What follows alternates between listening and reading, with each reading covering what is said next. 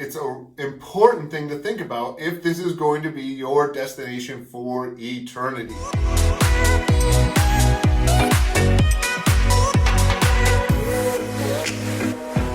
As we are walking through Isaiah chapter 65 this week, talking about heaven and the experience of moving into heaven and the experience of a Christian in what heaven is, it's an important thing to think about if this is going to be your destination for eternity. Now, yesterday we talked about the overwhelming sense of joy that you will experience the moment you walk into heaven. And today, I want to talk about this overwhelming sense of eternity that you will experience when you walk into heaven. The prophet Isaiah talks about this in Isaiah chapter 65. This long vision, this long message about heaven from God, given 2,700 years ago. And it continues today. I'm going to read starting in verse 20, 21, 22, 23. And yesterday we talked about how the new heaven and new earth is created by God. It's so overwhelmingly good that you won't think about this life or this experience in a longing way, or you won't miss these things, and you'll experience joy forever, and there'll be no more tears. And this is how it continues. Isaiah chapter 65, verse 20. Never again will there be in it an infant who lives but a few days, or an old man who does not live out his years. The one who lives to be 100 will thought to be a mere child, will be thought to be a mere child. The one who fails to reach 100 will be considered accursed. And they will build houses and dwell in them. They will plant vineyards and eat their fruit. And no longer will they build houses and others will live in them, or plant and others eat. For as the days of a tree, so will be the days of my people. The chosen ones will long enjoy the work of their hands. They will not labor in vain. They will not bear children doomed to misfortune. For they will be a people blessed by the Lord, they and their descendants with them. Well, there's a lot in this that talks about what won't be in heaven. And we started it yesterday with saying, in heaven there won't be any more tears. And then it continues today that there won't be the experience of untimely death. Now we know in heaven there's no death, you live forever. But that experience of untimely death, for those of us who are left behind here on earth, it's a sad feeling because of a life that wasn't lived, of someone being taken before their time, or someone leaving before their time. It's a lack of potential or promise, and we feel like we've been robbed of an experience, or just even a blessing of maybe a relationship, or being able to glorify God by observing a person's life. That feeling of being robbed of potential, robbed of an experience, is something that will be gone.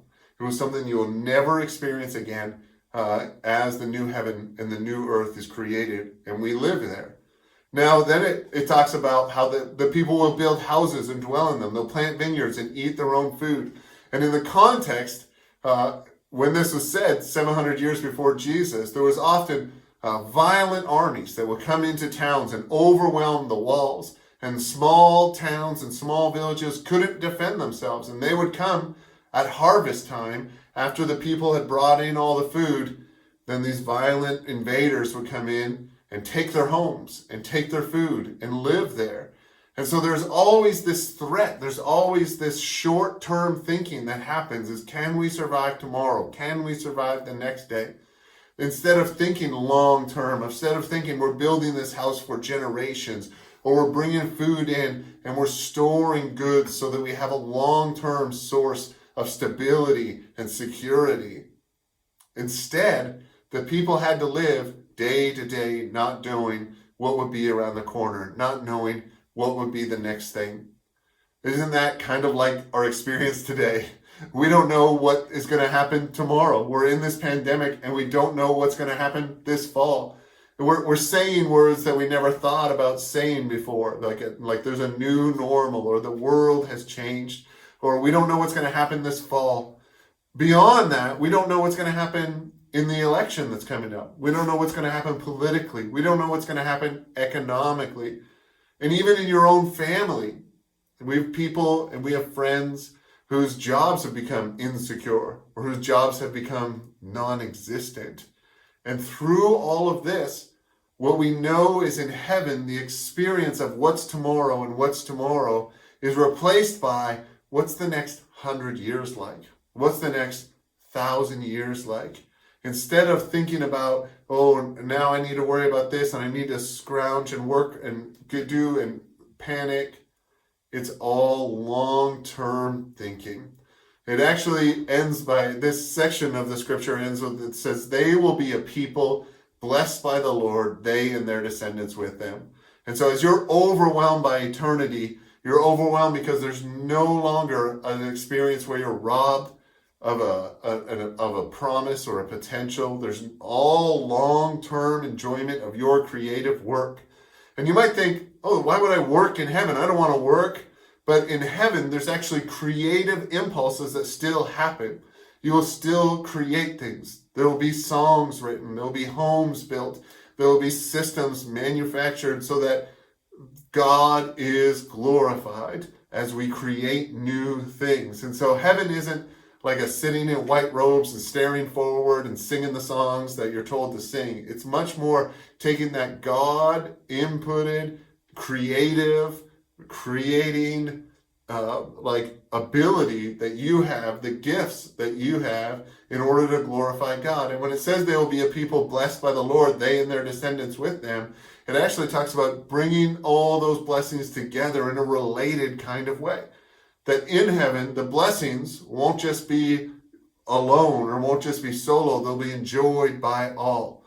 It's like if you see someone's photos of their vacation on Facebook, it's enjoyed by all.